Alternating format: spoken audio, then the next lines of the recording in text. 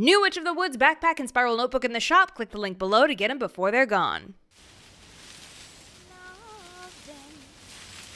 I have to have you. Boop, boop, be-doo, be-doo. Oh, hello, my geeks and peeps, my explainers and entertainers, my little oodalollies. Rebecca Parham here. I know exactly what you're thinking right now. You're thinking, Becca, why do you have that handkerchief bag on a pole, commonly referred to as a bendel that was popularized in the 1930s as a way to visually represent the impoverished migrant workers of the Great Depression? Are you running away? Now what would give you an idea like that? I'm just out for a picnic. However, if you care to join me, I'll tell you a story about running away. I believe every single one of us as children went through phases. Some of us had a dinosaur phase, a pony phase, a space phase, any period of time where you got particularly fixated on a subject or idea. Come to think of it, I don't think we ever stopped going through phases. Now, I know you're not gonna believe this, but as a kid, I was kind of weird. Breaking news! An adult artist was weird as a kid. This and a new research study showing that YouTubers are not as energetic in real life as they are in their videos. More at 8. Alright, yes, it's no surprise to anyone that I was a weird kid. And one of the really bizarre phases I went through around the 3rd grade was this idea of running away from home. To play this game, I would tie up some things into my baby blanket, hang it from a stick over my shoulder, and pretend I was leaving home. Mostly by going into a different room. In fact, at one point, I began to lock myself in the bathroom and pretend it was my tiny little house in the woods. Heh, running away to a house in the woods.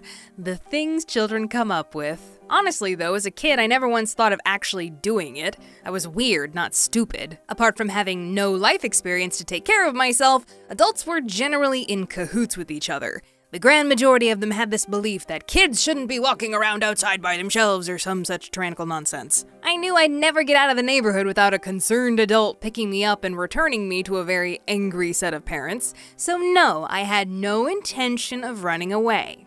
But Mom and Dad didn't know that. I don't know what got into me, but one day I wanted to play a practical joke on my mom, and I enlisted the help of my sister to do it. Around this age, Rachel and I were no longer going off to the local daycare after school.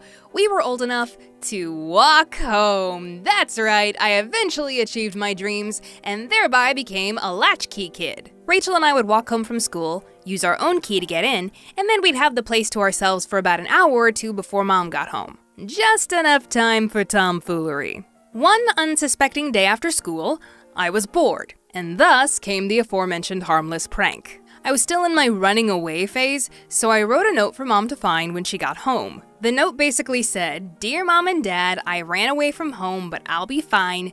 Don't put up signs trying to find me. I'll build my own house and get a job, blah blah blah, yada yada. Love you and goodbye."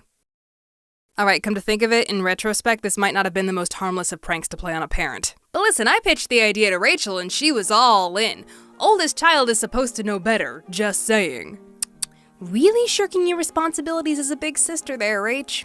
I put the note on Mom's pillow, and when we heard the garage door opening, I made myself scarce. Apparently Rachel hid too, I guess for good measure. And when Mom walked into the house, she went into her bedroom looking for us and noticed the note.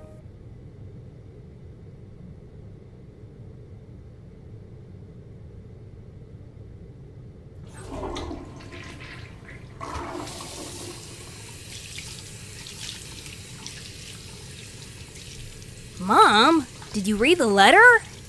Yes. Weren't you gonna go out and look for her? Oh, well, I figured she'd come back when she got hungry. Oh, the care and concern I felt from my loving mother in that moment. Obviously, Rachel and I were disappointed. But then Mom got an idea. An awful idea. Mama got a wonderful, awful idea. Let's get your dad. You know, parents may not always be cool, but sometimes they're pretty cool. Our prank had been given life once more, and when Dad came home, Mom met him at the door and put on her best acting chops. Oh my gosh, I found this letter on my pillow. I think Becca ran away. What? Yes, look. What did you do? Did you say something to her? No, he actually did that. He blamed my mom immediately. No, I did not. Rachel, have you seen your sister? No, she walked home ahead of me. I haven't seen her. And the Academy Award goes to these two because Dad bought it hook, line, and sinker. Dad naturally was very upset and flustered.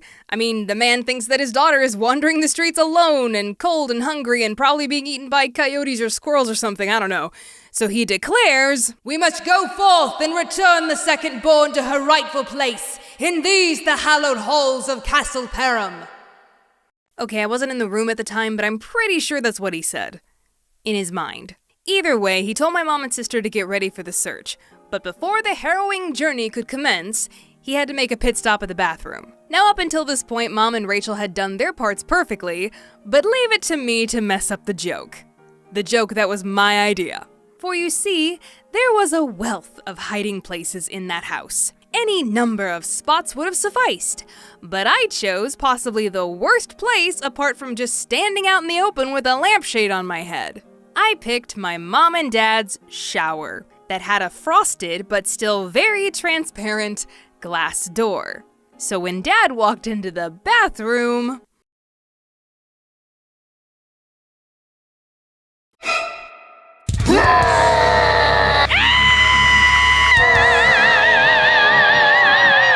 Listen, all I'm saying is that I already paid for the order. It's not my problem how you get 426 pumpkins out here.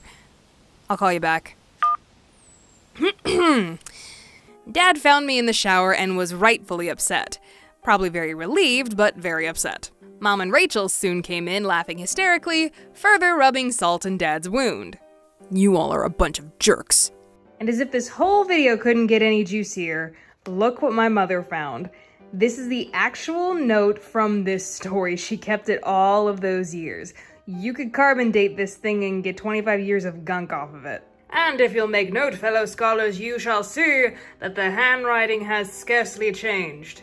Also, I just love the fact that at the bottom here I wrote "I love you" 4 times, just to make sure that my parents knew this was not personal.